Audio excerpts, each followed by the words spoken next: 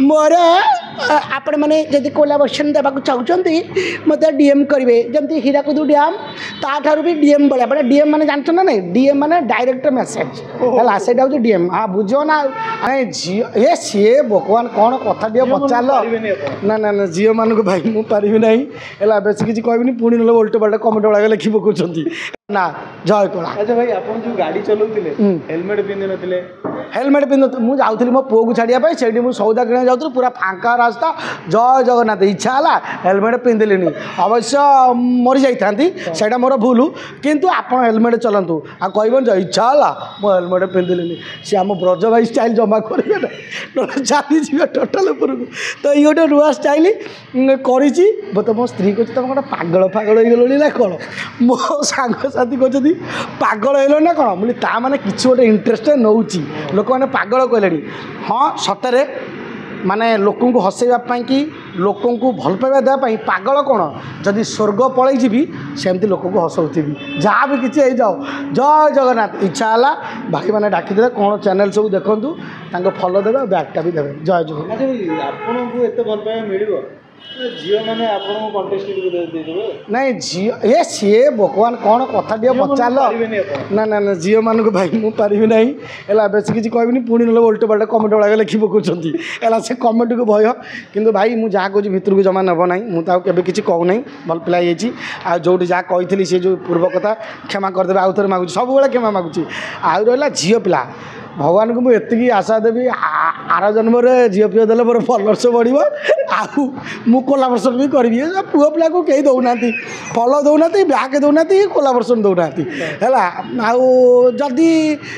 स्नेह सदा हम है देवे आदि सत कथा कहूँ भिडियोटी मोर भल लगुच तेल मत से जो कौन हीराकुद डैम नहीं सेमती कहले कौन हम एक्चुअली ना मोर आपण मैंने जदि कोलाबोरेशन देवाक चाहते मत डीएम करेंगे जमी हीराकुद डैम ताठार भी डीएम भाया मैंने डीएम मैंने जानते ना नहीं डीएम मैंने डायरेक्ट मेसेज है से डीएम हाँ बुझ ना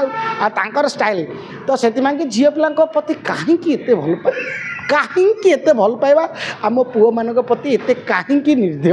तो मु रिक्वेस्ट करी सबू दर्शक मानू जमी झील पिला भल पाइबा दौरान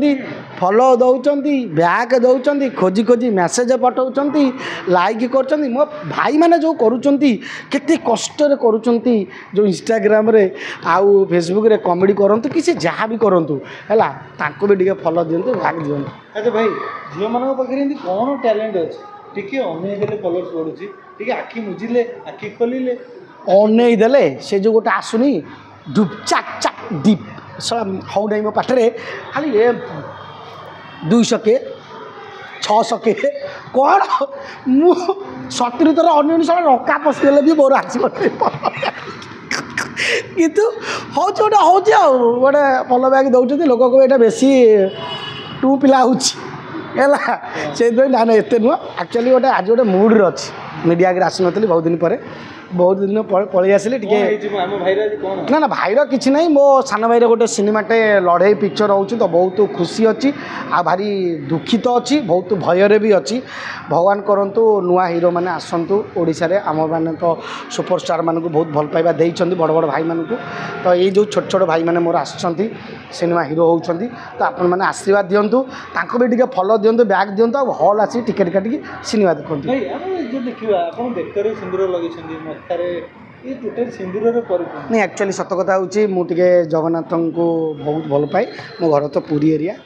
आउ पर्टिकुलर टिके सिंदूरटा कहार से हूँ आपन तो सब सिंदूर नाली तो माँ आ बजरंग बाबू तो अच्छा प्रभु अच्छा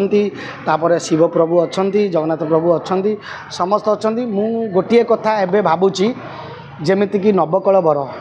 कहीं भल चलला ता कारण कहीदे आज्ञा मु मो फेलोशिप कौच एटा कहीं नेबेनी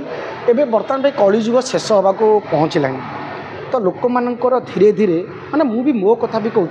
धीरे धीरे आम भगवान आड़ को गलानु कारण आम जाचे कलिजुग शेष होची आमे भी चली जावा ଯେତିକି ଦିନ ଅଛେ ଭଗବାନଙ୍କ ଶରଣରେ ରହିବା,